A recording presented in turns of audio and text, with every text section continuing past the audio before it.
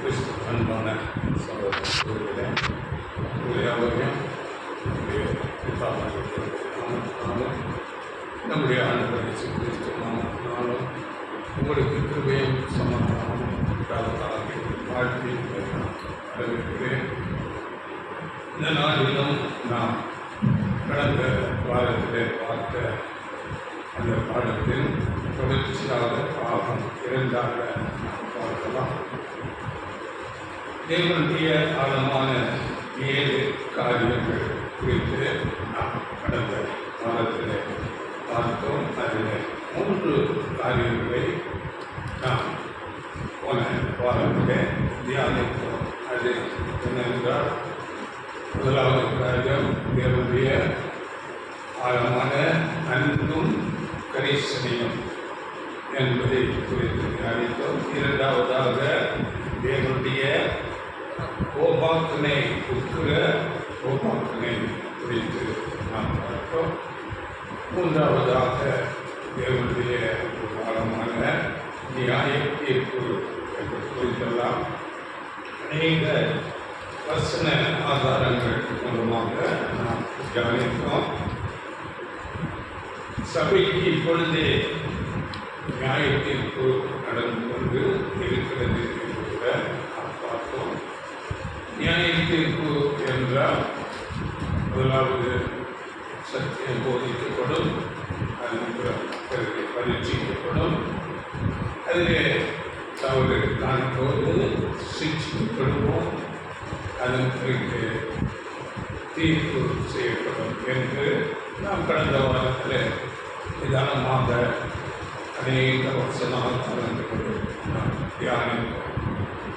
கடைசியாக நாம் படித்த வசனம் கூட எபிரேயர் 12ஆம் அதிகாரத்தில் 3ஆம் வசனம் நாம் படித்தோம் என்று நினைக்கிறேன்.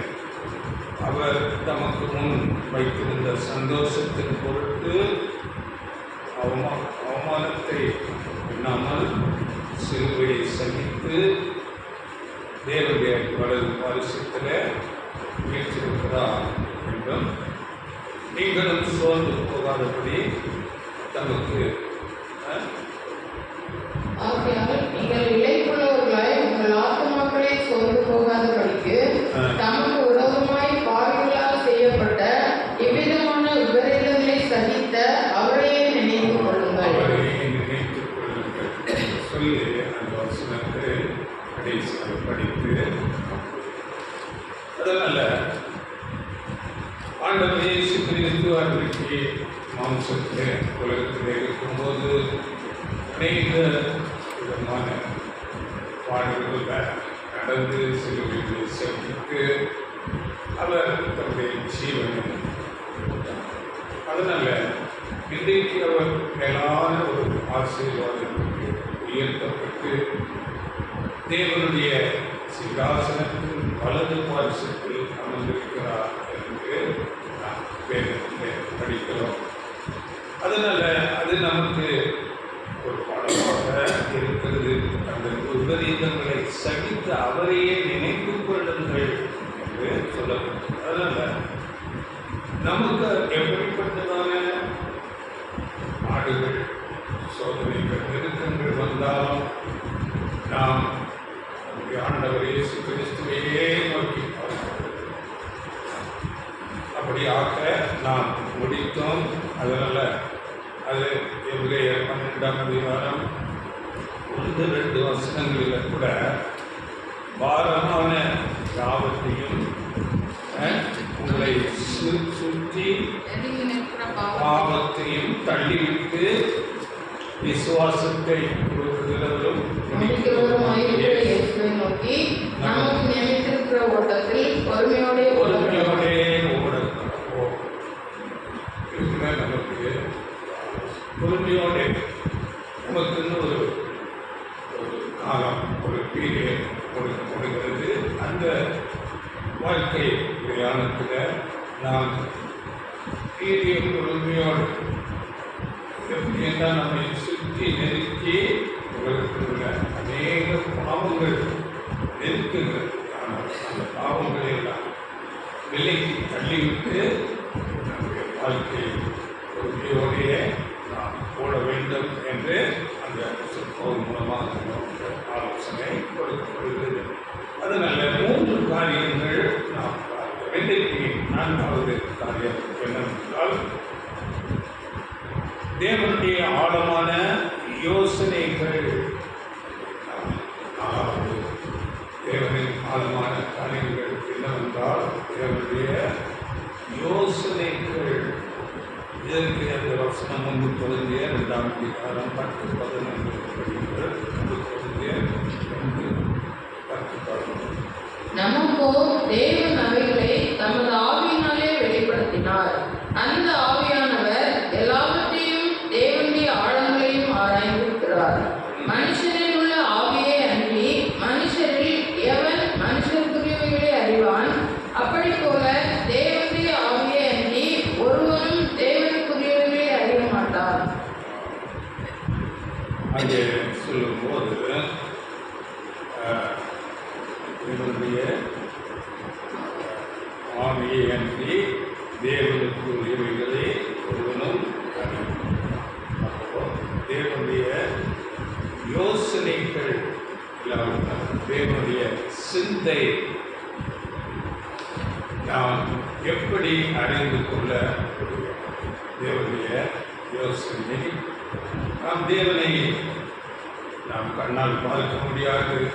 அப்படி இருக்கும்போது அவருடைய ஆலோசனை, அவருடைய யோசனை, அவருடைய சிந்தை நாம் எப்படி அறிந்து கொள்ள முடியும் பார்க்கும்போது முதலாவது தேவனுடைய வார்த்தை மூலமாக அவருடைய யோசனைகளை நாம் அறிந்து கொள்ளலாம். ஏனென்றால் இருதயத்தில் நினைவினால் வாய் பேச்சு.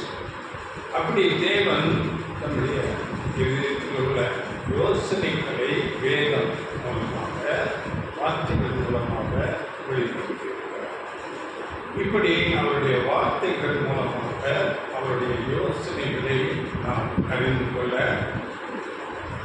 இரண்டாவதாக அவருடைய செய்கைகள் இல்லாவிட்டால் அவருடைய கிரியைகள் மூலமாக கூட நாம் அவருடைய யோசனைகளை அறிந்து கொள்ள முடியும்.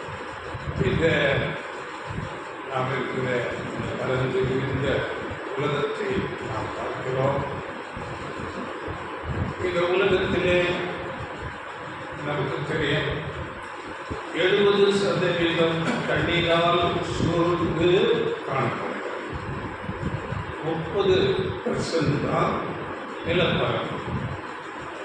ஆனால் இந்த பூமி அந்த தண்ணீரிலே மூழ்கி போகாதபடி தேவன் வைத்திருக்கிறார். கடற்கரை போய் பார்க்கும்போது அங்கே கண்ணுக்கு தூரமெல்லாம் தண்ணீரால் சூழ்.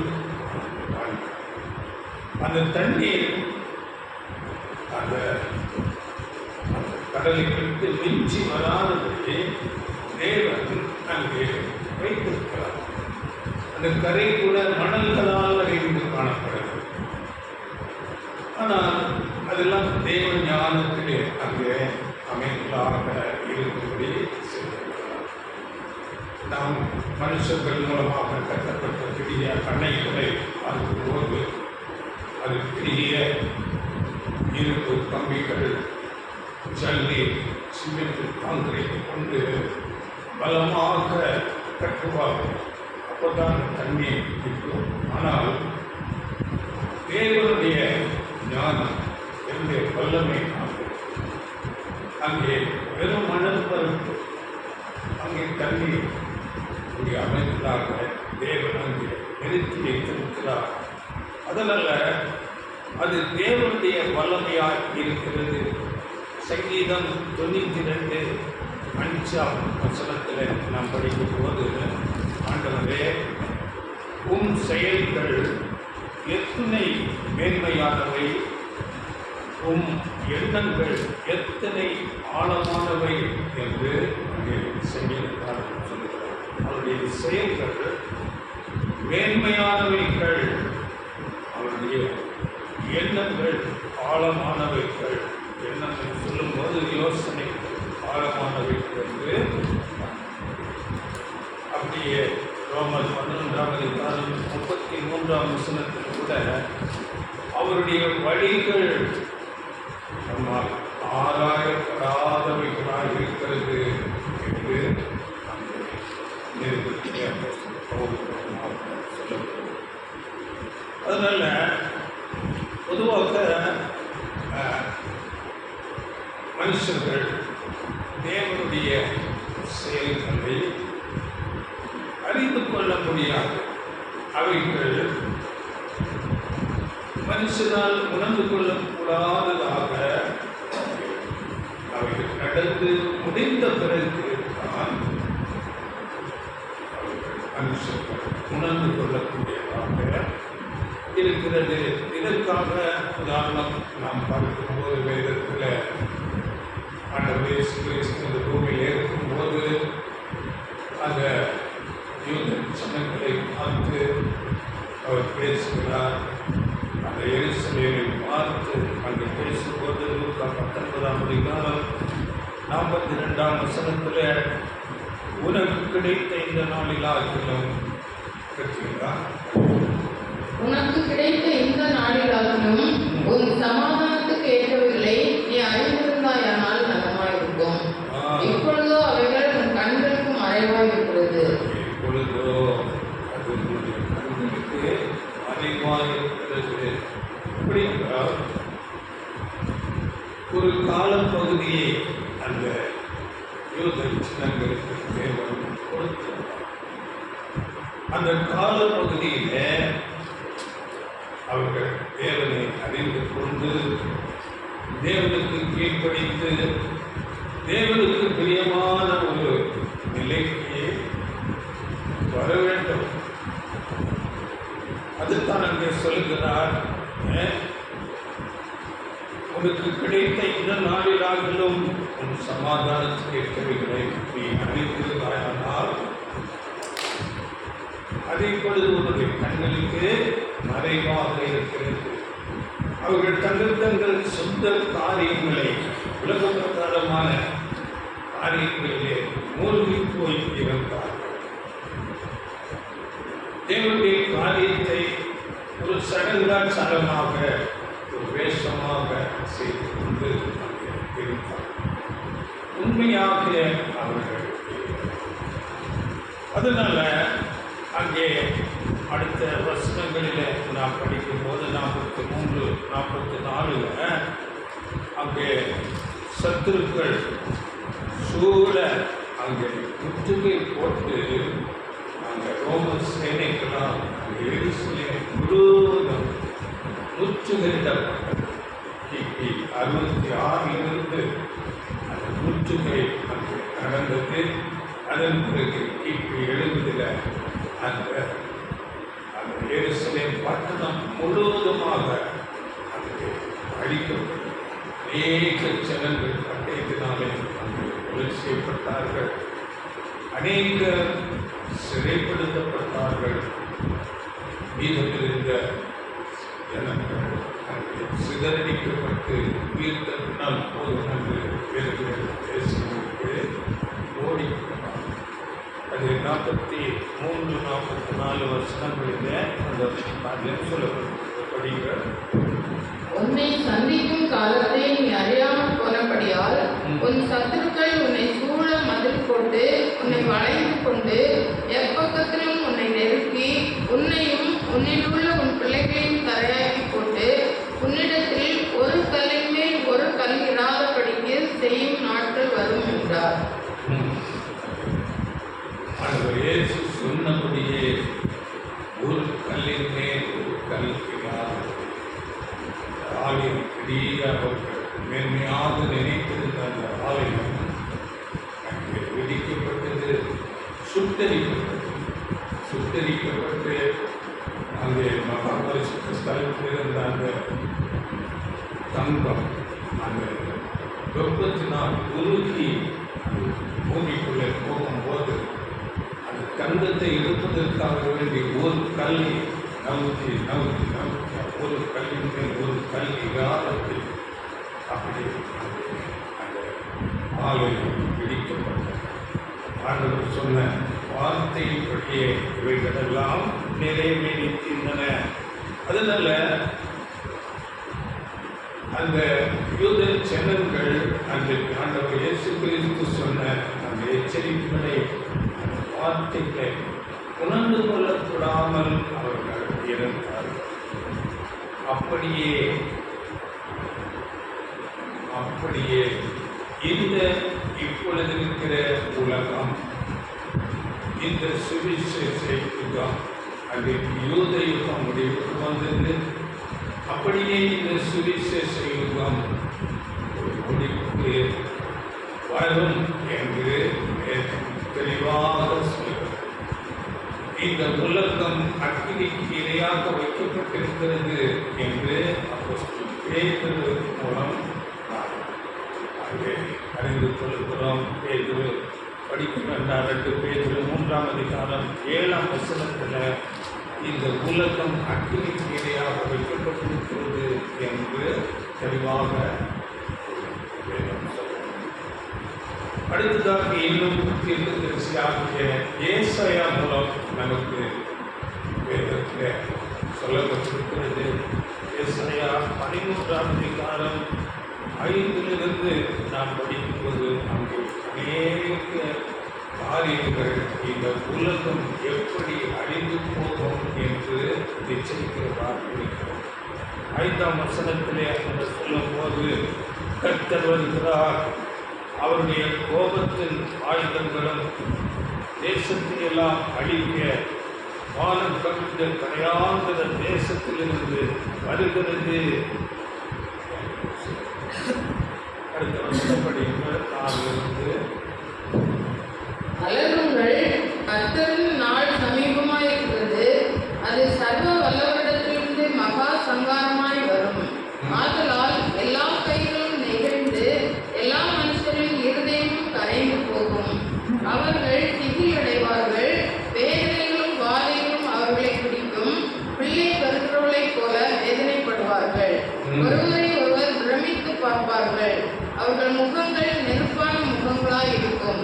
இதோ தேசத்தை பாழாக்கி அதில் பாவிகளை அதிலிருந்து அழிப்பதற்காக கர்த்தருடைய நாள் கடூரமும் மூர்க்கமும் உக்கிர கோபமாய் வருகிறது.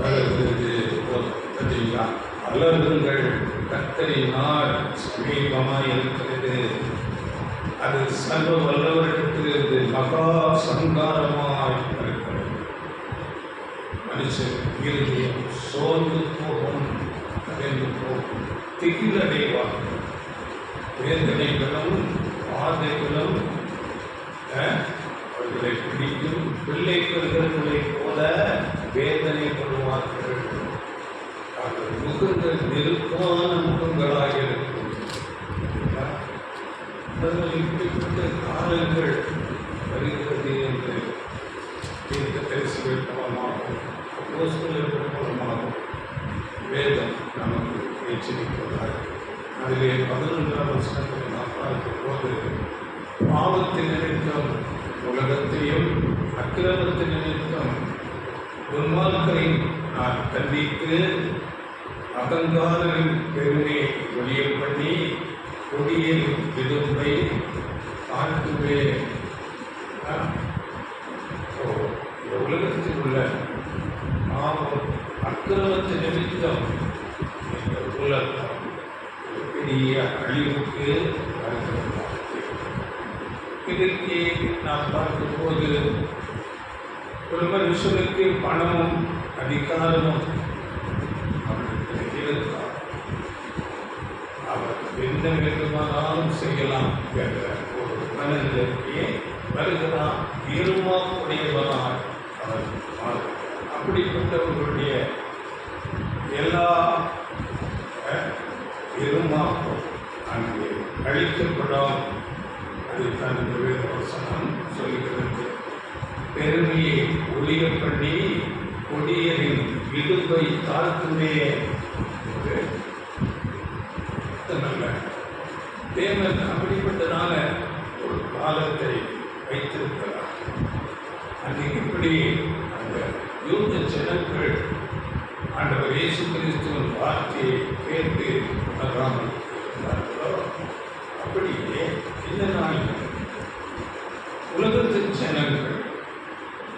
அநேக கிறிஸ்தவர்கள் கூட என்னுடைய வார்த்தைகளை அந்த எச்சரிப்புகளை அது சரியாக உணர்ந்து கொள்ளாமல் தங்கள் இருக்கும் போல வாழ்ந்து கொண்டு இருக்கிறார்கள். அதனால அழிவு வருகிறதாக இருக்கிறது. இப்போ நாம் பார்க்கும்போது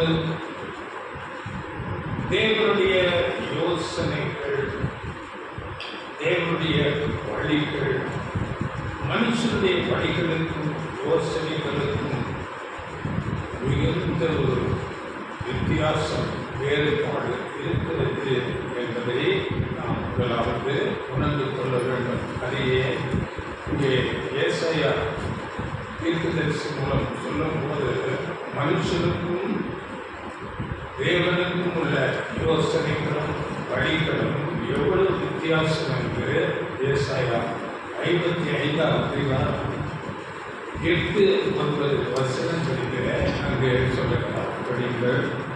என் நினைவுகள் உங்கள் நினைவுகள் அல்ல, உங்கள் வழிகள் என் வழிகளும் அல்லவென்று கர்த்தர் சொல்கிறார். பூமியை பார்க்கிலும் வானங்கள் எப்படி உயர்ந்திருக்கிறதோ அப்படியே உங்கள் வழிகளை பார்க்கிலும் என் வழிகளும், உங்கள் நினைவுகளை பார்க்கிலும் என் நினைவுகளும் உயர்ந்திருக்கிறது. மனுஷனுடைய யோசனைகளுக்கும் தேவனுடைய யோசனைகளுக்கும், மனுஷனுடைய வழிகளுக்கும் தேவனுடைய வழிகளுக்கும் எவ்வளவு வித்தியாசம் என்று பார்க்கும்போது இங்கே சொல்லப்பட்டிருக்கிறது. வானங்கள் எப்படி பூமியை பார்க்கணும், வானங்கள் எப்படி உயர்ந்திருக்கிறதோ அப்படியே உங்கள் வழிகளை பார்க்கிறோம், என் வழிகளும் உங்கள் நினைவுகளை பார்க்கிறோம், என் நினைவுகளும் உயர்ந்திருக்கிறது என்று.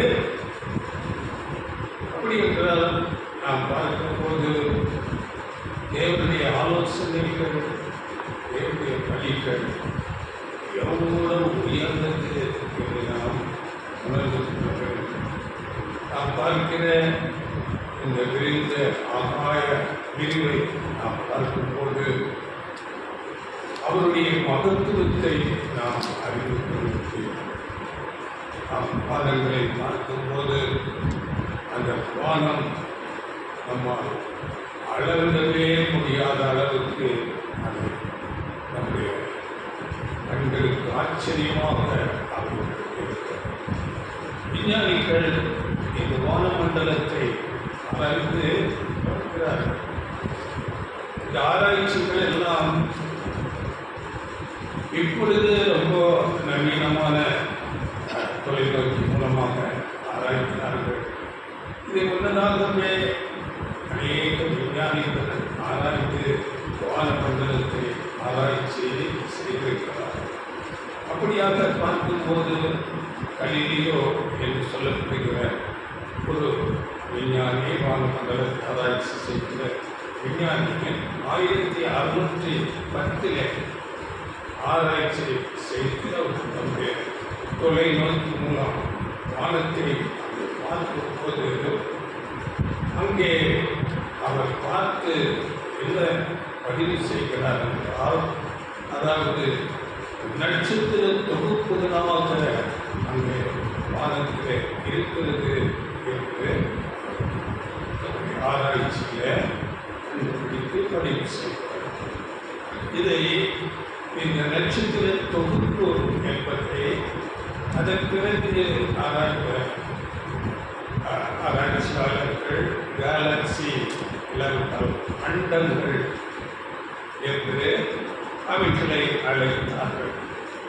நாம் இருக்கிற இந்த பூமி கூட சூரிய குடும்பத்தில் இருக்கிற ஒரு கிரகம், ஒரு சிறிய கிரகம். சூரிய குடும்பத்தில் 8 கிரகங்கள் இருக்கிறது. நாம் இருக்கிறோம் செவ்வாய், வியாழன், புதன், இப்படியாக 8 கிரகங்கள் சூரிய குடும்பத்தில் இருக்கிறது. அப்படியே நம்முடைய பூமி, நம்முடைய சூரியன், நாம் காண்கிற இந்த கிரகங்கள் நட்சத்திரம், சூரியன் ஒரு நட்சத்திரம் என்று சொல்கிறார்கள்.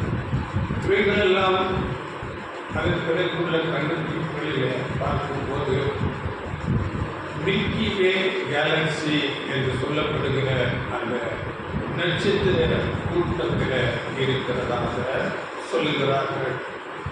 இந்த சூரியன் ஒரு நட்சத்திரம் என்று சொல்லுகிறார்கள். இந்த சூரியனை விட அளவில் பெரிய நட்சத்திரங்கள் கூட இருக்கிறது என்று கண்டுபிடிக்கிறார்.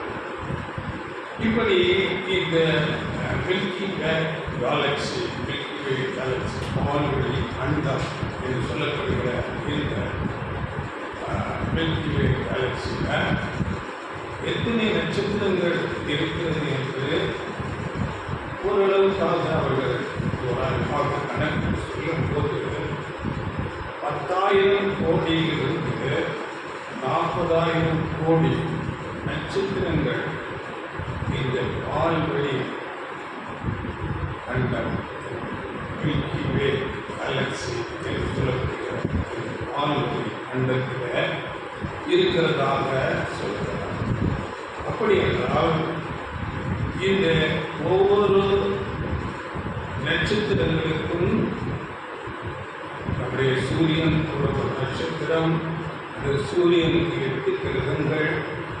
அப்படி என்றால் இந்த ஒவ்வொரு நட்சத்திரங்களுக்கும் இப்படியாக கிரகங்கள் இருந்தால் அது எவ்வளவாக இருக்கும் என்று அவர்கள் சொல்கிறார்கள் என்றால், அதாவது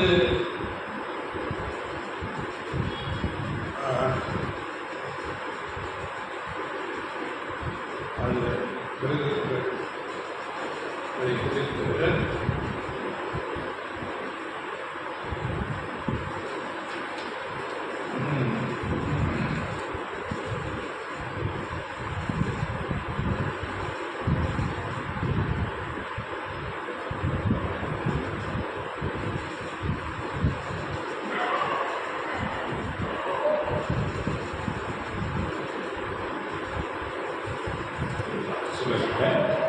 இப்பொழுது நாம் இந்த சூரியனை குறித்து நாம் பார்க்கும்போது இந்த சூரியன் ஒரு நட்சத்திரம். இந்த சூரியன் நமக்கு இப்பொழுது இங்கே வெயில் அனலாக சுட்டரிக்கிற இந்த சூரியன் எவ்வளவு பெரிது என்று நாம் பார்க்கும்போது பூமியை விட 13 லட்சம் மடங்கு இருக்கிறது. 13 லட்சம் பூமிகளை இந்த சூரியனுக்குள்ளே அவ்வளவு பெரிய சூரியன் நட்சத்திரம். இப்போ அந்த சூரியனுடைய அதனுடைய விட்டம், அதனுடைய பொருட்களவு என்ன என்று பார்க்கும்போது அது என்ன சொல்லுகிறார்கள், அதாவது 1.39 மில்லியன் கிலோமீட்டர் என்று சூரியனின் விட்டத்தை, அதாவது 13 லட்சம் கிலோமீட்டர்.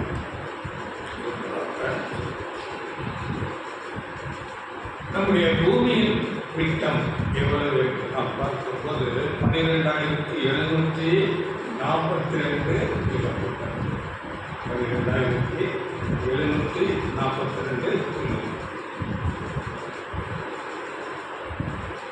இந்த சூரியனை விட பெரிய நட்சத்திரம் இந்த மில்கி வே கேலக்சியில் கண்டுபிடித்திருக்கிறார். அதை குறித்து அதற்கு ஒரு பெயர் கூட வைத்திருக்கிறார்கள், விஒய் கேனிஸ் மேஜரிஸ் என்று சொல்லக்கூடிய ஒரு நட்சத்திரம். விஒய் கேனிஸ் மேஜரிஸ் இதனுடைய விட்டம் அதாவது 2 பில்லியன் கிலோமீட்டர். 2 பில்லியன் கிலோமீட்டர், அதாவது சுமார் 200 கோடி கிலோமீட்டர். என்றால் சூரியனை விட எவ்வளவு பெரியதாக இதை குறித்து கூட நான் ரொம்ப ஆலோசனை பண்ணி பார்க்கும் போது இந்த மில்லியன் ட்ரில்லியன் இவர்களை குறித்து நான் பார்த்தேன். அதாவது ஒரு மில்லியன் என்றால் 10 லட்சம் 10 லட்சங்கள் சேர்ந்தது ஒரு. அப்படியே பில்லியன் என்றால் 1 பில்லியன் என்பது 1000 பில்லியன்கள் சேர்ந்தது ஒரு பில்லியன். 1000 பில்லியன்கள் சேர்ந்தது ஒரு பில்லியன். 1000 பில்லியன் என்றால் 100 கோடிகள். 100 கோடிகள் சேர்ந்தது ஒரு பில்லியன். அப்படியே ஒரு ட்ரில்லியன் என்றால் 1000 பில்லியன்கள் சேர்ந்தது ஒரு ட்ரில்லியன். 1000 பில்லியன்கள் அப்படி என்றால் 1 லட்சம் கோடிகள் என்பது ஒரு ட்ரில்லியன். இப்படியாக இந்த கணக்குகள் சொல்லப்படுகிறது. இப்போ நாம் பார்க்கிற சூரியன்,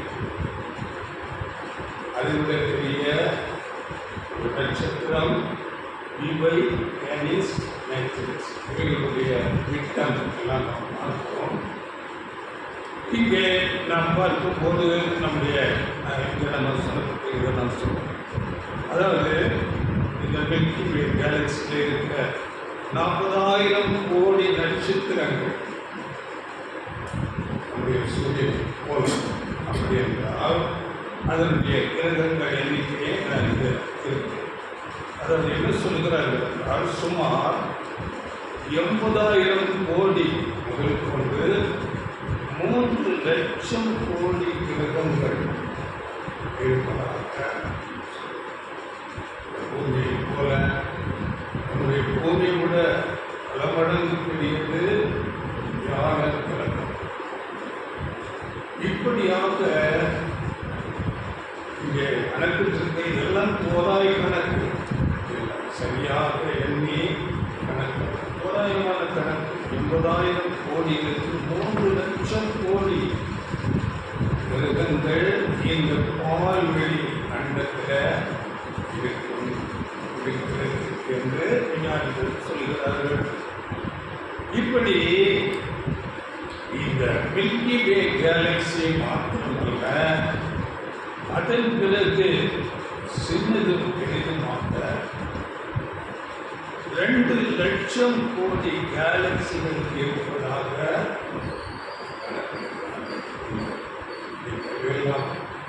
நாம் கேட்கும்போது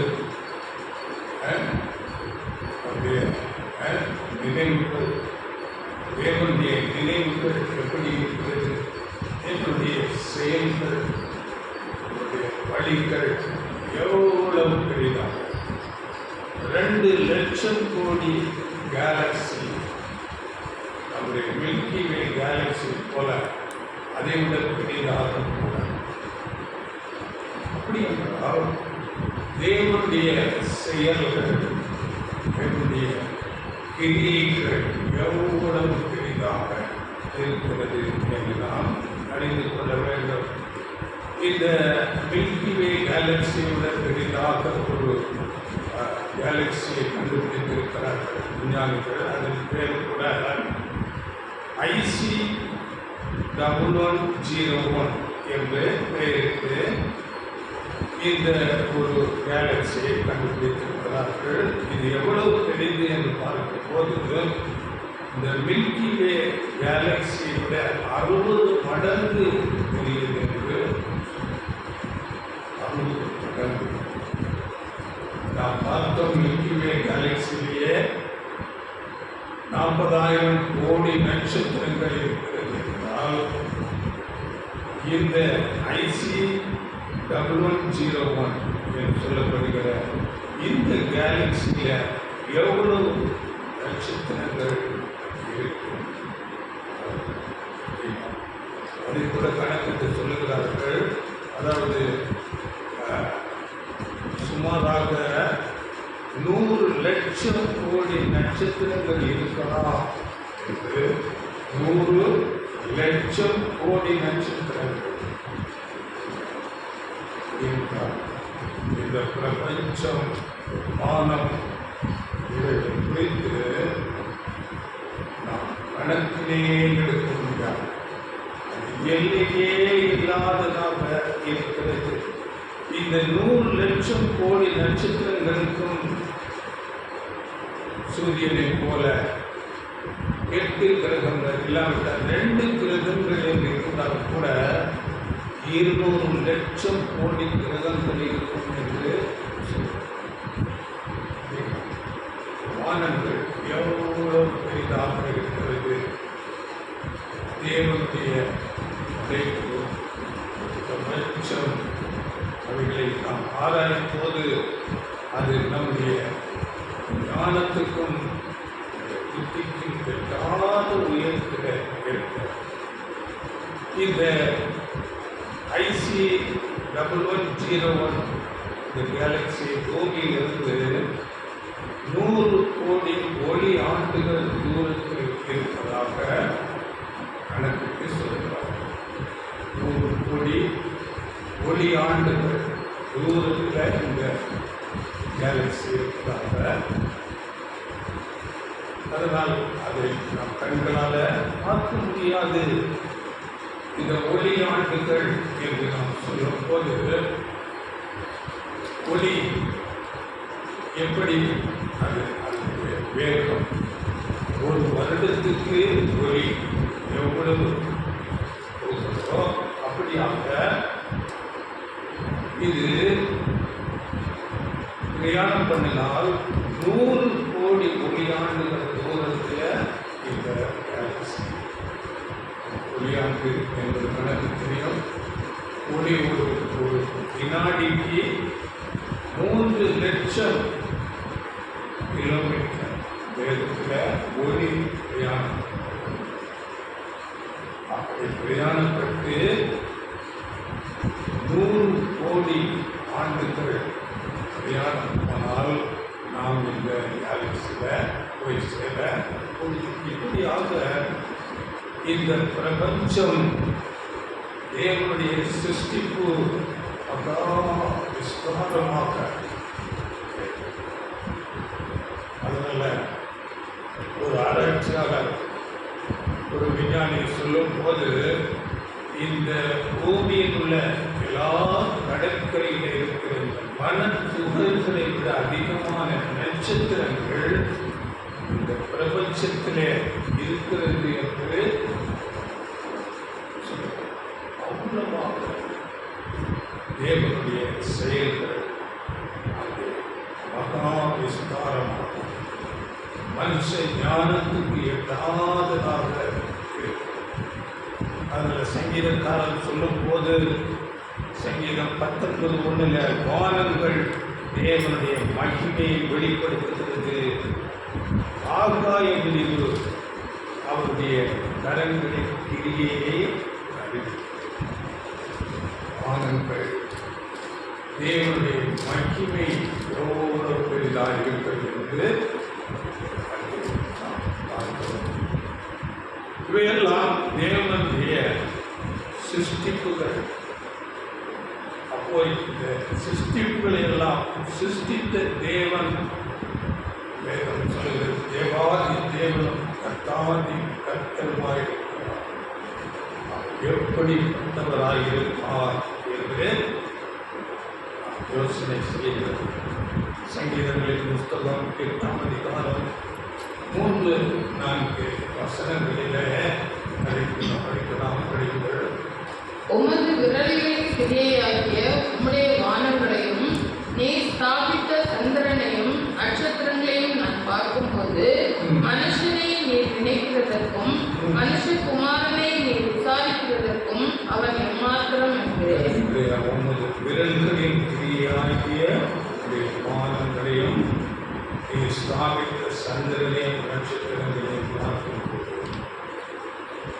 இவ்வளவு பிரமாண்டமான சிருஷ்டிப்புகள் இதையெல்லாம் பார்க்கும்போது மனுஷனை நீ நினைக்கிறதற்கு மனுஷகுமாரனை நீ விசாரிக்கிறதற்கும் எம்மாத்திரம் தேவன் எவ்வளவு பெரியவர் என்பதை நாம் முதலாவது அறிந்து கொள்ள வேண்டும். அப்படியே சங்கீதம் 147 4-5 வசனங்களில் அங்கே நட்சத்திரங்களின் லக்கத்தை எண்ணி பெயரிட்டு அழைக்கிறார் என்று கேட்கிறார். அவர் நட்சத்திரங்களின் லக்கத்தை எண்ணி அவைகளுக்கெல்லாம் பெயரிட்டு அழைக்கிறார். நம்முடைய ஆண்டவர் பெரியவரும் மகா பலமுள்ளவருமாய் இருக்கிறார். கோடி கோடி கோடியான நட்சத்திரங்களை எண்ணி பெயரிட்டு அழைக்கிறவரா. அப்படியே சங்கீதம் 40ஆம் அதிகாரம் 5ஆம் வசனத்தில் அவைகளெல்லாம் அதிசயங்களாயிருக்கிறது என்று சொல்லப்படுகிறது. சங்கீதம் 45. என் தேவனாகிய கர்த்தாவே, நீர் எங்கள் நிமித்தம் செய்த உம்முடைய அதிசயங்களும் உம்முடைய யோசனைகளும் அநேகமாய் இருக்கிறது. ஒருவரும் அவைகளை உமக்கு விவரித்து சொல்ல முடியாது. நான் அவைகளை சொல்லி அறிவிக்க வேண்டுமானால் அவைகள் எண்ணிக்கைக்கு மேலானவைகள். யாரும் அதை விவரிக்கவே முடியாது. அதிசயங்கள் தேவன் அப்படிப்பட்டவராக நம்முடைய வாழ்க்கையிலும் அப்படிப்பட்ட காரியங்களை அவர் செய்ய வல்லவராக இருக்கிறார். நம்முடைய வாழ்க்கையை நாம் பின்னாடி பார்க்கும் போது கூட நம்முடைய வாழ்க்கையில் அநேக அதிசயங்கள் நடந்திருக்கிறது. தேவன் அப்படிப்பட்டவராக இருக்கிறார். அதிசயங்களை செய்கிறவராக இருக்கிறார். அதனால இதுதான் தேவனுடைய ஆலோசனைகள், தேவனுடைய வழிகள், யோசனைகள் ஆழமானவர்கள். நம்முடைய யோசனைக்கு எட்டாததாக இருக்கிறது அவருடைய ஆலோசனை. அடுத்ததாக நாம் பார்க்கும்போது 5வது தேவனை ஆழமான காரியம் அவருடைய ஞானம். இவைகளெல்லாம் அடைத்த தேவனுடைய ஞானம் எப்படிப்பட்டது? ரோமர் 11:33 தேவனுடைய ஐஸ்வர்யம், ஞானம், அறிவு என்பவர்களின் ஆழம் எவ்வளவா இருக்கிறது என்று பவுல் மூலமாக அவருடைய ஞானம், அறிவு என்பவர்களின் ஆழம் எவ்வளவாக இருக்கிறது என்று சொல்கிறார். தேவன் தம்முடைய மகாபெரிய ஞானத்தின் மூலமாக இந்த முழு அனுகூலத்தின் வெற்றிக்கு திட்டத்தை திட்டமிடுகிறார். திட்டமிட்டு அவைகளை செயல்படுத்திக் கொண்டு இருக்கிறார். தேவன் திட்டமிடுகிறார். திட்டத்தை மிகவும் சரியாக நேர்த்தியாக செய்து முடிக்கிறதா இருக்கிறார். இந்த மனுக்குலத்தின் மீட்பு திட்டத்தை நாம் பார்க்கும் போது இந்த மனுக்குலத்தை மாத்திரமல்ல, இந்த உலகத்தில் உள்ள எல்லா சிருஷ்டிப்புகளையும் மீட்பும் அதில் அடங்கியிருக்கிறதாக இருக்கிறது. அதனால அதாவது இந்த மீட்பு, இந்த மனுக்குலத்தின் ரட்சிப்பின் திட்டம் என்பது சில 100 வருடங்களுக்கு மாத்திரமல்ல, அது நித்திய காலமாக மீட்கப்பட்டு தேவனோடு ஐக்கியப்படும்படியாக ரட்சிப்பின் திட்டம் அமைந்திருக்கிறதாக இருக்கிறது. இந்த ரட்சிப்பின் திட்டத்தில் தேவன் சபைக்கு ஒரு மேன்மையான ஆசீர்வாதத்தை முதன்மையான ஆசீர்வாதம். எல்லா சிருஷ்டிகளிலும் ஒரு மேலான ஆசீர்வாதம் சபைக்கு வைத்திருப்பதை நாம் அறிந்து கொள்ள முடியும். அதை குறித்து அடிக்கடி பேசுகிற 1ஆம் அதிகாரம் 12ஆம் வசனம். தமது சித்தத்தின் ஆலோசனைக்கு தக்கதாக எல்லாவற்றையும் நடப்பிக்கிற அவருடைய தீர்மானத்தின்படியே நாங்கள் முன் குறிக்கப்பட்டு கிறிஸ்துவுக்குள் அவருடைய சுதந்திரமாக்கும்படி தெரிந்து கொள்ளப்பட்டோம்.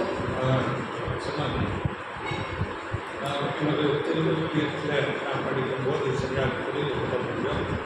கடவுள் தமது திருவுலத்தின் திட்டத்தின்படி அனைத்தையும் செயல்படுத்தி வருகிறார். அந்த தீர்மானத்தின்படி சபை முன்குறிக்கப்பட்டு ஆண்டவர் இயேசு கிறிஸ்து வழியாக அவரோடு சுதந்திரமாகும்படி தெரிந்து கொள்ளப்பட்டோம். அவரோடு இயேசு கிறிஸ்துவோடு சுதந்திரமாகும்படி சபை தெரிந்து கொள்ளப்பட்டு கடவுள் தமது திருவுள திட்டத்தின்படி அனைத்தையும் செயல்படுத்துகிறவராய் இருக்கிறார். அடுத்ததாக தேவனுடைய மீட்பு திட்டத்தை நாம் பார்க்கும் போது தேவன் ஒவ்வொரு காலகட்டத்திலும் இந்த மீட்பு திட்டத்தை மிகவும் சரியாக செய்து கொண்டே இருக்கிறார். நாம் பார்க்கும்போது முதலாம் உலகம், அந்த உலகம் ஜலப்பிரளயத்தினாலே அழிந்து போனது. அந்த உலகத்தை குறித்து நாம் படமாக எடுத்திருக்கிறோம். முதலாம் உலகம் ஆதாம் சிருஷ்டிப்பிலிருந்து ஜலப்பிரளயம் வரை முதலாம் உலக காலகட்டம். அந்த உலகத்தை குறித்து தேவனுடைய திட்டம் எதுவாக இருந்தது என்றால், அந்த காலகட்டத்தில் வாழ்ந்த ஜனங்களை தம்முடைய தூதர்கள் மூலமாக சீர்படுத்தி பாவத்துக்கு விலக்கி தேவனிடத்தில் சேர்க்கும்படியாக தேவன் அந்த ஒரு காலகட்டத்தில் தூதர்களுக்கு கீழ்ப்படுத்தினார். இதை நாம் வசனத்திலே பார்க்கும்போது எபிரேயர் 2ஆம் அதிகாரம் 5ஆம் வசனத்தில் இனிவரும் உலகத்தை குறித்து பேசுகிறோமே, அதை அவர் தூதர்களுக்கு கீழ்ப்படுத்தவில்லை. தூதர்களுக்கு இனிவரும் போகிற உலகம், 3ஆம் உலகம், அதை தூதர்களுக்கு கீழ்ப்படுத்தவில்லை என்றால் இதற்கு முன்னே இருக்கிற உலகத்தை தூதர்களுக்கு. ஆனால் அந்த தூதர்கள் அந்த ஜனங்களை சீர்படுத்த முடியாமல் அந்த தூதர்கள் சேர்ந்த பாவத்தில் விழுந்து அந்த உலகம் பெரிய பாவத்துக்குள்ளே. அப்பொழுது அந்த உலகத்தை தேவன் ஜலப்பிரளயத்தினால அழித்து, அது ஒரு அழிவு. நமக்கு தேவன் அதை பாடமாக நோவாவும் அவருடைய குடும்பம் 8 பேர் மாத்திரம் பாதுகாக்கப்பட்டார்கள். அதன் பிறகு அவர்கள் மூலமாக சந்ததி வந்து 2ஆம் உலகம் வருகிறது. 2ஆம் உலகத்தை நாம் பார்க்கும் போது அங்கே முற்பிதாக்களின் யுகம், அதன் பிறகு யூத யுகம், இவைகள் ஒவ்வொன்றும் அந்தந்த காலத்திலே தேவன் தன்னுடைய காரியங்களை மிகவும் சரியாக செய்து முடித்துக் கொண்டே இருக்கிறார்.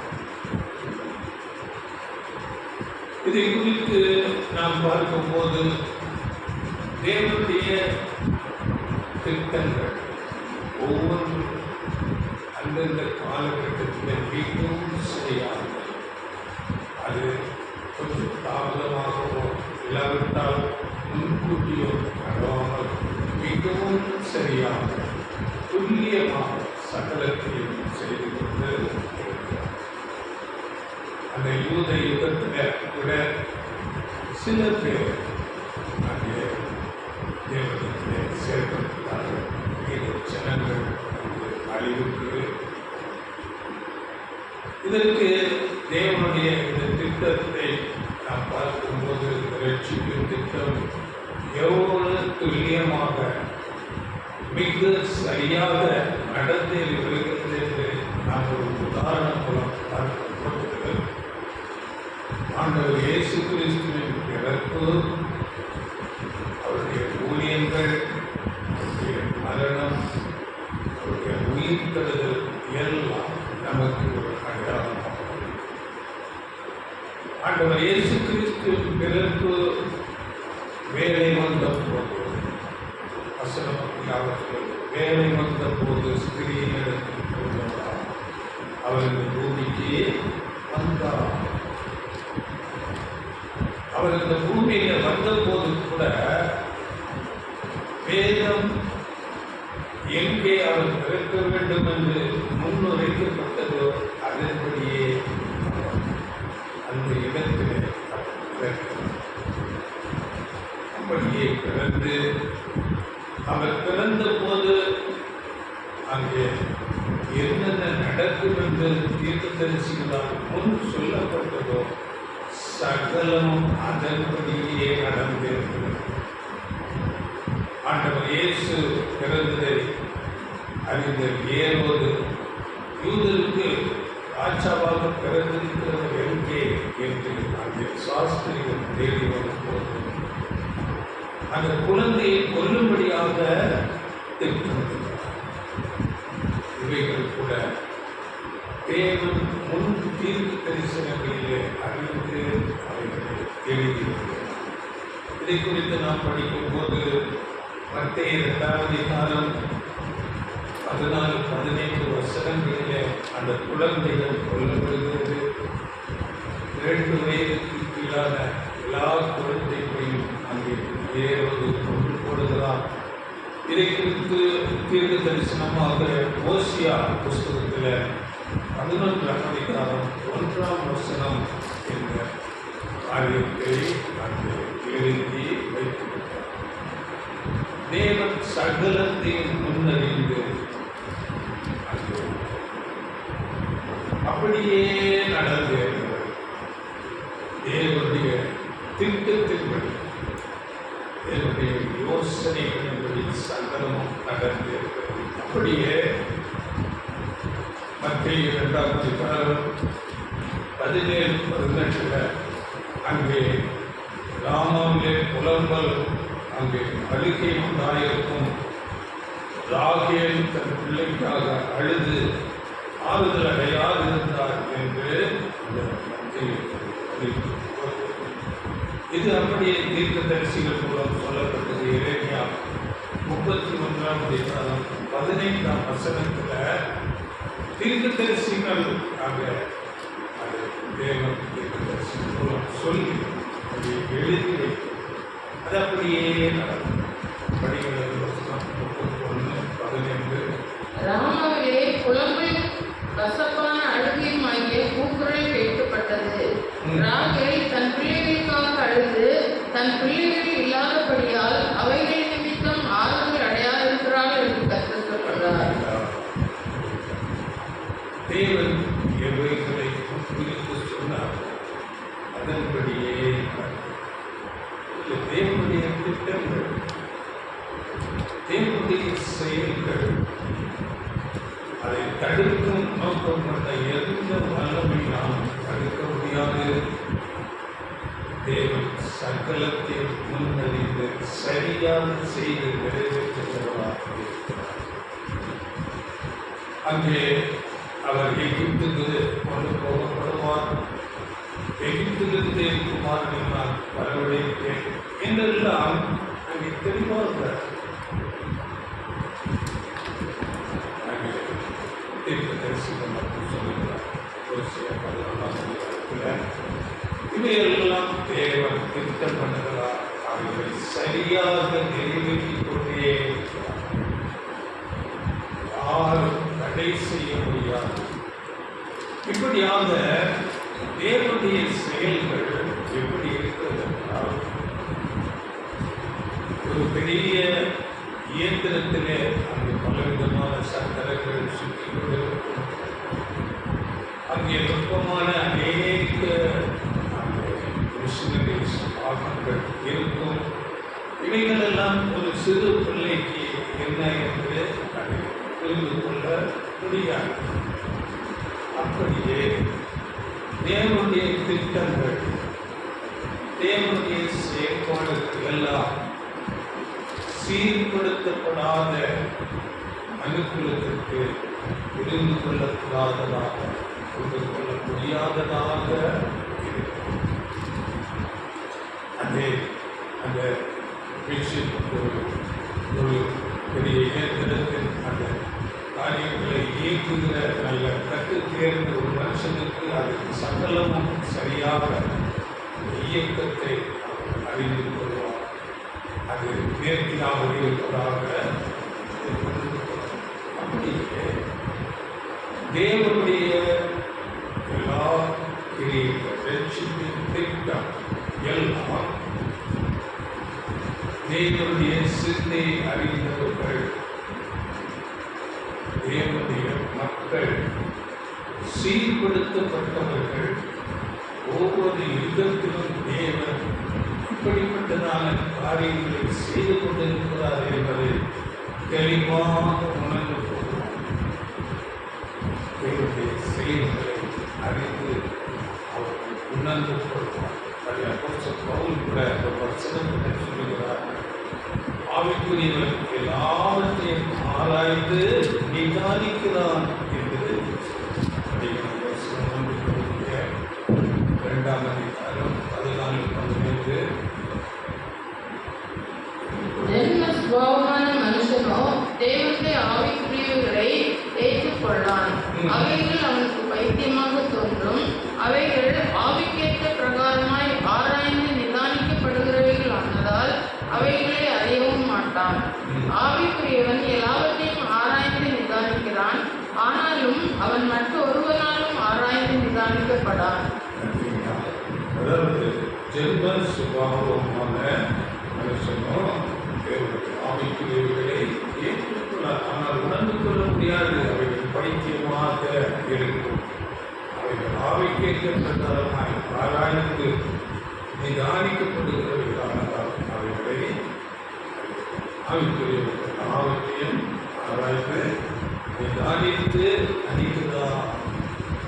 தேவனுடைய ரட்சிப்பின் திட்டம் அவர் ஒவ்வொரு காலப்பகுதியிலும் எதை செய்து கொண்டிருக்கிறார் என்பது தேவனுடைய ஆவியினால் அவர்களை அறிந்து உணர்ந்து கொண்டிருக்கிறார். அதனால தேவனுடைய இலையிலா இந்த ஞானம், அவருடைய அன்பு, ரட்சிப்பின் திட்டம் இந்த முழு உலகத்தின் ரட்சிப்பு குறித்து சபைக்கு இப்பொழுது வெளிப்படுத்திக் கொண்டு இருக்கிறார். தேவன் இந்த ரட்சிப்பின் திட்டத்தை உலகம் கொஞ்சம் அறியாமல் இருளிலே இருக்கிறார்கள். இருளிலே இருந்து கொண்டே இருக்கிறார். அடுத்ததாக நாம் பார்க்கும் போது இந்த முழு உலகமும் தேவனுடைய இந்த ரட்சிப்பின் திட்டத்தை அறிந்து கொள்வார்கள். அவருடைய ஞானத்தை அறிந்து கொள்வார்கள். அவருடைய அன்பை உணர்ந்து கொள்வார்கள். அதற்கென்று ஒரு காலப்பகுதியை தேவன் நியமித்திருக்கிறார். இதை குறித்து கூட ஒரு வசனம் இருக்கிறது. அதாவது இசைக்கிலும் 14ஆம் அதிகாரம் 63ஆம் வசனம். நீ செய்த எல்லாவற்றையும் நான் மன்னித்தருளும் போது நீ நினைத்து வெட்டி உன் நாணத்தினால் உன் வாயை நீ திறக்க மாட்டாதிருப்பாய் என்று கர்த்தராகிய ஆண்டவர் உரைக்கிறார் என்று சொல்லியிருந்தார். அப்போ தேவன் இந்த உலகத்தினுடைய பாவங்கள் எல்லாம் மன்னிக்க வெட்கி எப்படிங்க வெட்கி வெட்கி உன் நாணத்தினால் உன் வாயை இனி திறக்க மாட்டாதிருப்பாய்.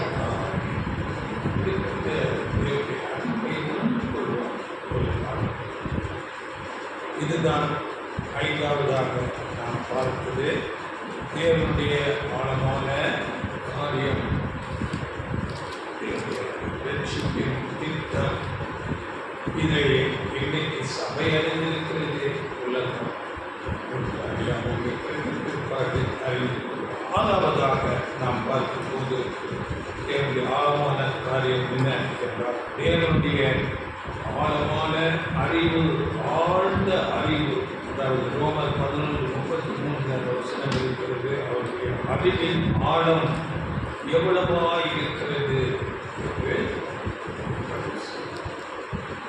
அப்படியே யோபு புஸ்தகத்தில் நாம் படிக்கும் போது 23ஆம் அதிகாரம் 22ஆம் வசனத்தில் உயர்ந்தோரை நியாயம் தீர்க்கிற தேவனுக்கு அறிவை உணர்த்த யாரால் ஆகும்? நியாய தீர்ப்பு கவனத்தின்படி இருக்கிறதா?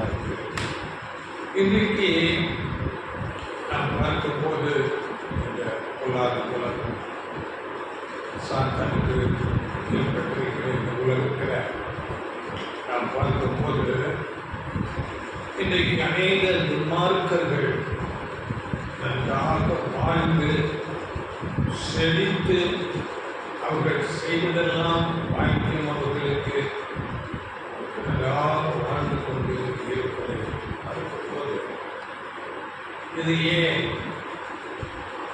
நீதிமான்கள் அநேக உபத்திரவங்களின் வழியாக செல்லும் போது இது ஏன் இப்படி நடக்கிறது?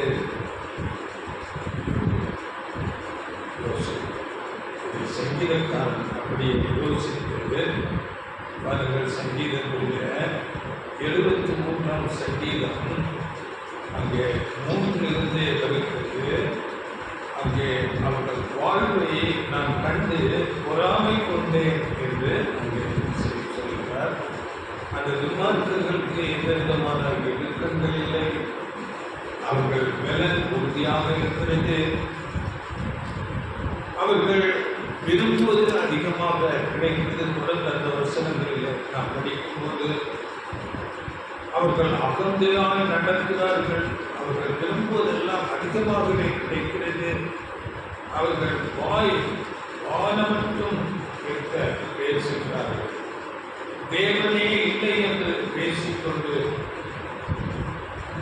நடக்கிறார்கள். அப்போ இவைகளெல்லாம் பார்த்து 17ஆம் வசனத்தில் நாம் பார்க்கும்போது அவர்கள் முடிவை கவனித்து உணர்வுகளவும் அது என் பார்வைக்கு விசனமாய் இருப்பது என்று துன்மார்க்கன் எப்படியாக செழித்து வளர்ந்து அவன் செய்வதெல்லாம் அவனுக்கு வாய்க்கிறதே. அவன் வாய் வானமண்டலத்துக்கு தேவனுக்கு விரோதமாக பேசிக் கொண்டிருக்கிறதே என்று பொறாமை கொண்டேன் என்று சொல்லும் போது அடுத்த வசனங்களில் நாம் படிக்கலாம். 18, 19, 23 நிச்சயமாகவே நீர் அவர்களை சறுக்கலான இடங்களில் நிறுத்தி பாழான இடங்களில் விழ பண்ணுகிறீர். அவர்கள் ஒரு நிமிஷத்தில் எவ்வளவு பாழாய் போகிறார்கள், பயங்கரங்களால் அழிந்து நிர்மூலமாகிறார்கள். சாய்வான இடத்துல நிற்கிறார்கள். ஒரு நிமிஷத்திலே மேற்கரை பார்க்கிறவர்களுடைய அரசியல் தலைவர்கள் ரொம்ப செல்வாக்கோடு இருக்கிறவர்கள் ஒரு நிமிஷத்திலே மறந்து போகிறது. இப்படியெல்லாம் நாம் காணும். இதையே இங்கே சங்கீதக்காரன் சொல்லுவாருடைய பிரசங்கி சொல்லும் போது அங்கே பிரசங்கி 2ஆம் அதிகாரம் 26ஆம் வசனத்தில் ஒரு காரியத்தை சொல்ல முடியும். தேவன் தமது பார்வைக்கு நல்லவனாய் இருக்கிறவனுக்கு ஞானத்தையும் அறிவையும் இன்பத்தையும் அளிக்கிறார்.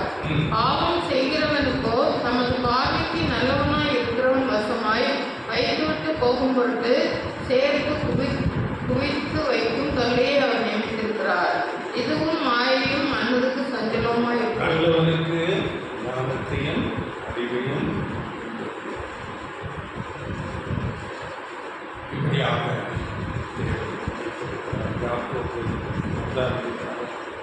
ஐந்தாம் வசனத்தில் ஞானத்தில் குறைவாக இருந்தார் தேவனிடத்திலே கேட்க கடவன் தேவன் சம்பூர்ணமாய் குறைவார். உருவத்தில் கிடைத்துக் கொள்ளாதவர் என்று அங்கே பதிவு செய்கிறார்.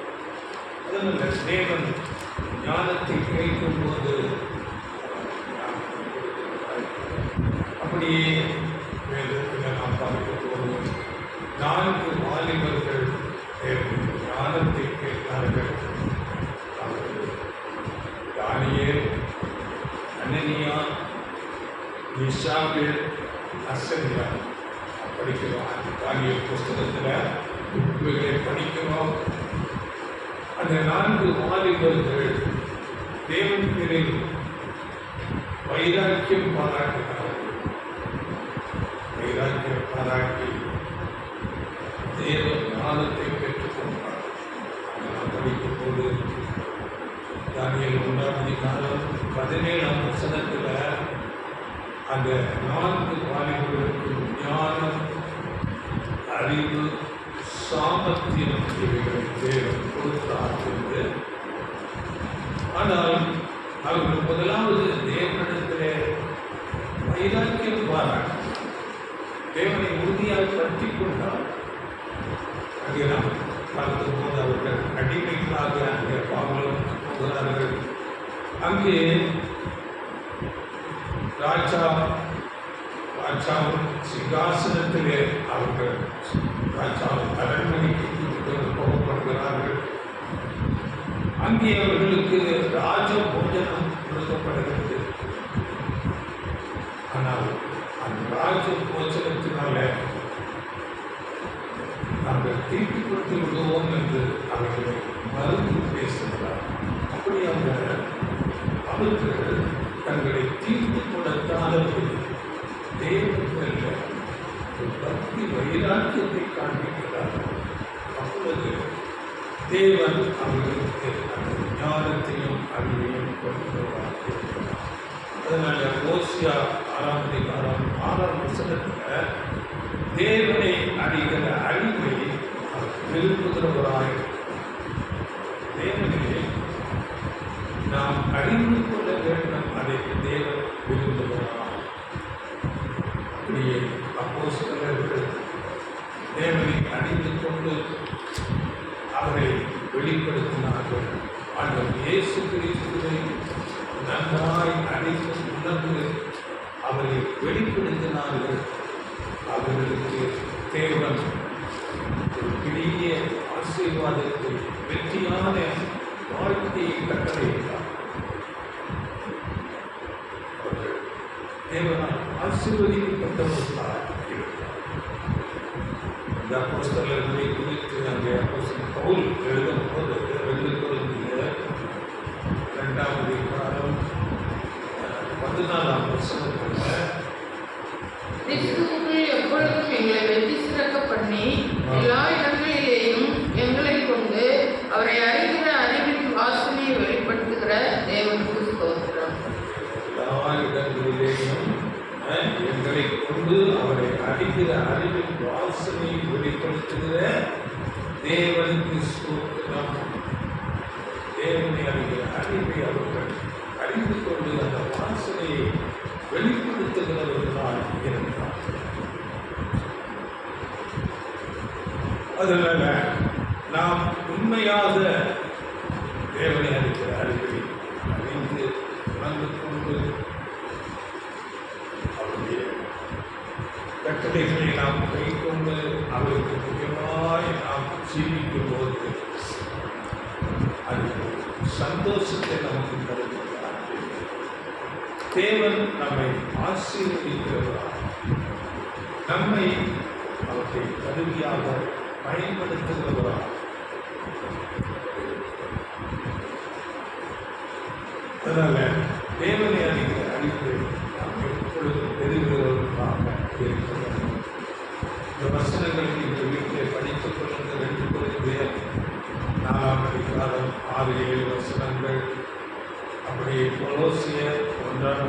9 வசனங்களை படித்துக் கொள்ளுங்கள். தேவனை அறிவு எவ்வளவு சேஷமானது என்பதை இதுதான் அறிவு.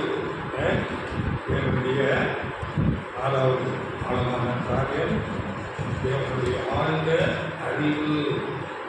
அடுத்ததாக 7வது தேவன் ஆழமான காரியம் என்னென்றால் தேவனுடைய ரகசியங்கள். எவ்வளவு பெரிய தேவன்! அவருடைய ரகசியங்களை தேவன் அவருக்கு பயந்தவர்களுக்கு வெளிப்படுத்துகிறார். தேவன் எல்லா மறைபொருட்களையும் ரகசியங்களையும் அறிந்தவராய் இருக்கிறார். அந்த ரகசியங்களை தம்மை உண்மையாய் நேசிக்கிறவர்களுக்கு, தமக்கு பயந்தவர்களுக்கு வெளிப்படுத்துகிறார். சங்கீதங்களின் புஸ்தகம் 25ஆம் அதிகாரம் 14ஆம் வசனத்தில் கர்த்தருடைய ரகசியம் அவருக்கு பயந்தவர்களிடத்தில் இருக்கிறது, அவர்களுக்கு தம்முடைய உடன்படிக்கையை தெரியப்படுத்துவார். கர்த்தருடைய ரகசியம் அவருக்கு பயந்தவர்களிடத்தில். ஆமோஸ் புஸ்தகத்தில் நம்முடைய தீர்க்கதரிசிகளுக்கு தெரியாமல் இவர் எந்த காரியத்தை செய்வதில்லை என்று கூட நாம் படிக்கிறோம். ஆமோஸ் 3:2.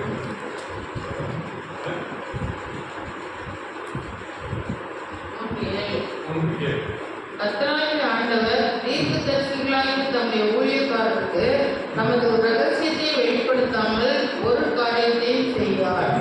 தேவன் அப்படி பண்ணுறார். தீர்க்கதரிசிகளுக்கு தம்முடைய ரகசியங்களை அறிவித்துக் கொண்டு அப்படியே, அதாவது நீதிமொழிகள் 3ஆம் அதிகாரம் 32ஆம் வசனத்தில் நீதிமான்களுடைய அவருடைய ரகசியம் இருக்கிறது. இப்போ நாம் பார்க்கும்போது தானியேலுக்கு தேவன் அநேக ரகசியங்களை வெளிப்படுத்தினார். தானியேல் புஸ்தகத்தில் நாம் படிக்கும்போது அங்கே ராஜா, அந்த பாபிலோன் ராஜா ஒரு பெரிய சொப்பனத்தை காண்கிறார். ஆனால் அதை மறந்து போகிறார்.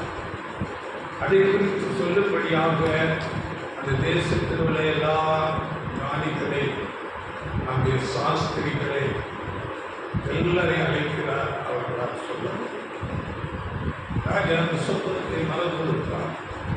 ஆனால் தானியேலுக்கு அங்கே அந்த சொப்பனத்தையும் அந்த அர்த்தத்தையும் அங்கே வெளிப்படுத்துகிறார். இது தானியேல் 2ஆம் அதிகாரத்தில் அங்கே வருகிறது.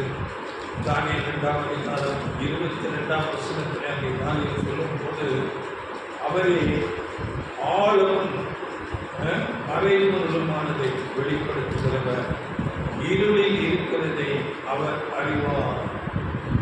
எல்லா மறைப்பொருட்களையும் வெளிப்படுத்துகிறவர். அப்படியாக அங்கே தானியேல் மேன்மைப்படுத்த. அடுத்ததாக நாம் பார்க்கும்போது நீதிமான்கள் இருதயத்தில் தேவனுடைய ரகசியம் இருக்கிறது. யோபு புஸ்தகத்தில் அந்த யோபுடைய நண்பர்கள் அவரிடத்தில் கேட்கிறார்கள்.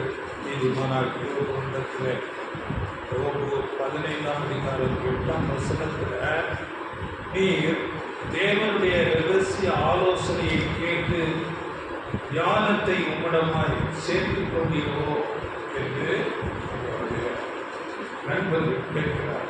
அதற்கு அந்த நீதிமானார் யோபு பதில் சொல்லும்போது யோபு 19ஆம் அதிகாரம் 25-26 சொல்லுகிறார். என் மீட்பர் உயிரோடு இருக்கிறார் என்றும் அவர் கடைசி நாளில் பூமியின் மேல் நிற்பார் என்றும் நான் அறிந்திருக்கிறேன். இந்த என் தோல் முதலானவைகள் அழுகி போன பின்பு நான் என் வம்சத்திலிருந்து தேவனை பார்ப்பேன். சரீரம் அழுகி, ஆனால் என் மாம்சத்திலிருந்து மீட்பர் உயிரோடு இருக்கிறார். இவையெல்லாம் அவர் மறைக்கப்பட்ட வரப்போகிற ரகசியங்களை அவர் அறிந்திருக்கிறார். அதனால இன்றைக்கு இது சபைக்கு தேவன் வெளிப்படுத்துகிறார்.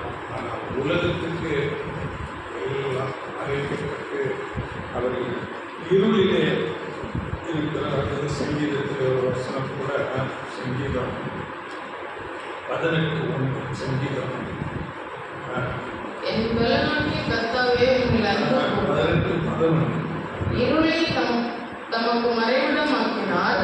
கருப்புணல்களையும் ஆகாயத்து கார்மேகங்களையும் நம்மை சூழ கூடாரமாக்கினார். இருளை நமக்கு மறைவிடமாக்கினார். இப்போ தேவன் அநேக காரியங்களை உலகத்திற்கும் பற்றியில்லாத ஜனங்களுக்கு மறைந்து கொண்டு, ஆனால் தேவனுடைய ஜனங்களுக்கு உண்மையான பக்தியுள்ள தேவர்களுக்கு சகலத்தை வெளிப்படுத்துகிறார். அதனால தேவன் நம்மை பற்றி கூட ஒவ்வொருவரையும் அவர் அறிந்திருக்கிறார். நம்முடைய எல்லா ரகசியங்கள் கூட தேவன் ஒரு நாளிலே வெளிப்படுத்துவார் என்று வேதம் சொல்லுகிறது. பிரசங்கி புஸ்தகத்தில் 12ஆம் அதிகாரம் 14ஆம் வசனத்தில் ஒவ்வொரு கிரியையும் அந்தரங்கமான ஒவ்வொரு காரியத்தையும் நன்மையானாலும் தீமையானாலும் தேவன் நியாயத்திலே கொண்டு வருவார். அந்தரங்கமான ஒவ்வொரு காரியத்தையும் தேவன் நியாயத்திலே கொண்டு வருவார். எல்லாவற்றையும் ஒரு நாள் வெளிப்படுத்தும். தேவன் நம்முடைய காரியங்களை எல்லாம் பார்த்து கொண்டிருக்கிறார். இதை குறித்து வசனங்கள் நீங்கள் படியுங்கள். வீட்டில் ரோமர் 2ஆம் அதிகாரம் 16ஆம் வசனம், லூக்கா 12ஆம் அதிகாரம் 1-3 வசனம், இவைகளெல்லாம் நமக்குள்ளே நாம் அறிவாக செய்த காரியங்களை கூட ஒரு நாளில் வெளியேறமாக தேவன் கொண்டு வருவார் என்று. அப்படியே நம்முடைய பெயர் இன்னதென்று தேவன் புஸ்தகத்தில் 45:3 உன்னை பெயர் சொல்லி அழைக்கிற தேவனாகிய கர்த்தர் நானே. பெயர் என்னதென்று கூட அறிந்திருக்கிறார்.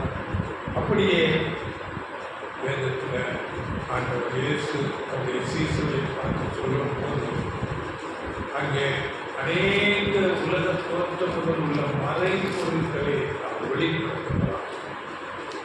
13:35 என் வாயை ஓமைகளினால் திறப்பேன், உலக தோற்ற முதல் மறை பொருளானவைகளை நான் வெளிப்படுத்துவேன். அப்போஸ்தலர்கள் வெளிப்படுத்தினார். இன்றைக்கு அவரை உண்மையாக பின்பற்றுகிற சபையோடு ரகசியங்களை மறைப்பொருள்களை வெளிப்படுத்துகிறவர்களாக இருக்கிறார்.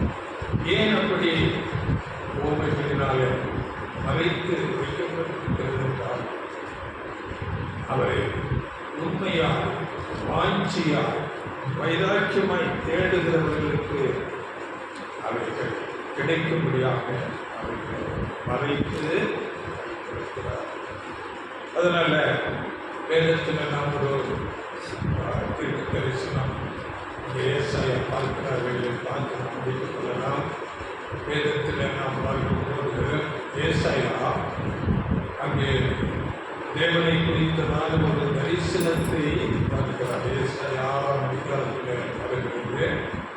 அந்த தரிசனத்தை பார்க்கும்போது அங்கே படிக்கிற தோசத்துக்கு 6:2-3 சேராபீன்கள் அவருக்கு மேலாக நின்றார்கள். அவர்களில் ஒவ்வொருவருக்கும் அவ்வாறு செட்டைகள் இருந்தன. அவனவன் 2 செட்டைகளால் தன் முகத்தை மூடி, 2 செட்டைகளால் தன் கால்களை மூடி, 2 செட்டைகளால் பறந்து ஒருவரை ஒருவர் நோக்கி, சேனைகளின் கர்த்தர் பரிசுத்தர் பரிசுத்தர் பரிசுத்தர், பூமி அனைத்தும் அவருடைய மகிமையால் நிறைந்திருக்கிறது என்று கூப்பிட்டு சொன்னார்கள். தரிசனத்தை அதாவது தேவனுடைய சிங்காசனம் அங்கே இருக்கிறது. சிங்காசனத்தில் அங்கே சேராபீன்கள் இருக்கிறார்கள்.